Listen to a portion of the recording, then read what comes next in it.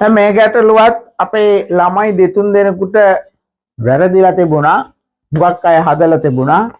නමුත් අපි ඒකත් හදමු. මොකද අපිට ඕන වෙන්නේ ඇත්තටම හැම ගානක්ම හදන්න ඕනේ. හරි කිසිම ගැටලු ගානක් හදන්න නැතුව ඉන්න එපා. හරි.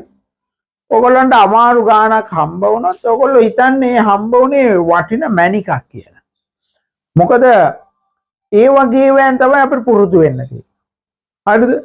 ඒ නිසා හදාගන්න පුළුවන් ගානට වඩා වටින්නේ මේ හදාගන්න බැරි වෙච්ච ගාන. අන්න එතනදී තමයි අපි ගොඩක් කල්පනා කරන්නේ. එතකොට අපි තවත් දෙයක් ඉගෙන ගන්නවා. අපි එනම් මේ ගැටලුවක් බලමු.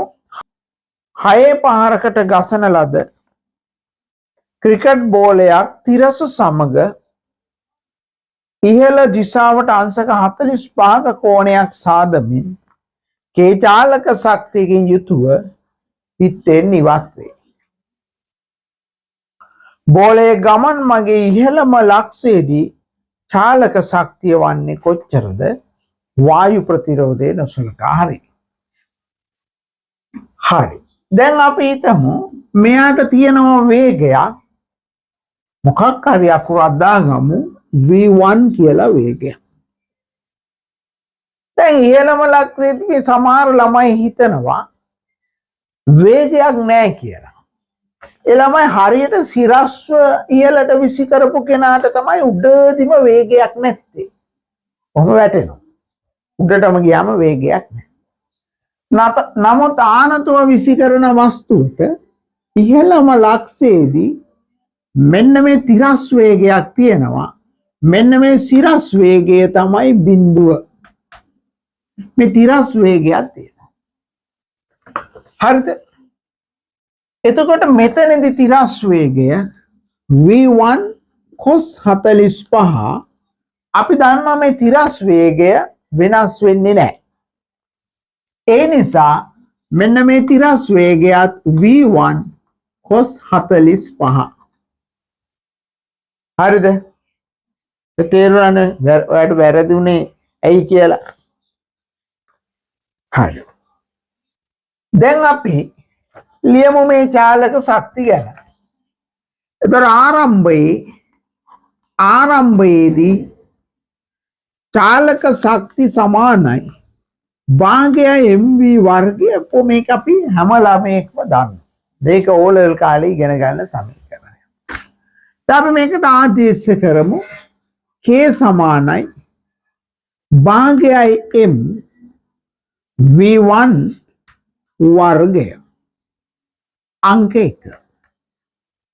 ඊට වඩා මොකක්වත් ලියන්න ඕනේ නැහැ. ඊළඟ ඉහළදී බලන්න මම මේක k2 කියලා ගන්නවා. භාගයයි m අන්න ඉහළදී තියෙන්නේ මේ වේගය විතරයි. v1 cos 45. අපි දන්නවා cos 45 කියන්නේ එකයට මූල දෙකයි. ඒ නිසා මම මෙතනින් ලියනවා v1 බෙදීම මූල දෙකයි. ඒකේ වර්ගය. ඒක අංක 2 කියලා ලියනවා. දැන් අපි මේ සමීකරණ දෙක බෙදුවොත් අපිට k2 ගන්න පුළුවන්. මොකද m කැපෙනවා v1 කැපෙනවා උත්තරයක් එනවා. ඒවනම් අපි සමීකරණ දෙක බෙදමු. අංක 2 බෙදීම 1.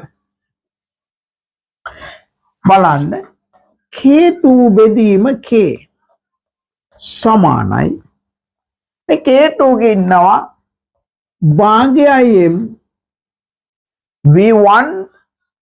v1 වර්ගය බෙදීම මූල දෙකේ වර්ගය කියන්නේ 2යි. ඒ නිසා v1 වර්ගය බෙදීම 2යි. හරිද? මූල දෙකේ වර්ගය බෙදීම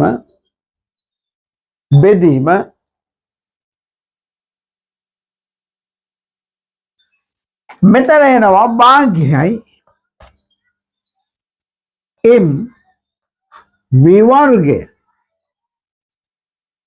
දැන් අපිට පේනවා මේ භාගයට භාගය කැපෙනවා එමුත් කැපෙනවා. දැන් බලන්න K2 බෙදීම K සමානයි. හරි V1 වර්ගයේ බෙදීම 2. එතකොට ඒක ලියන්න පුළුවන් මේ විදියට. මේ V1 වර්ගය මෙහෙම ලියතේ. එතකොට ඒකත් කැපිලා ගියොත් අපිට ලැබෙන්නේ භාගයක්.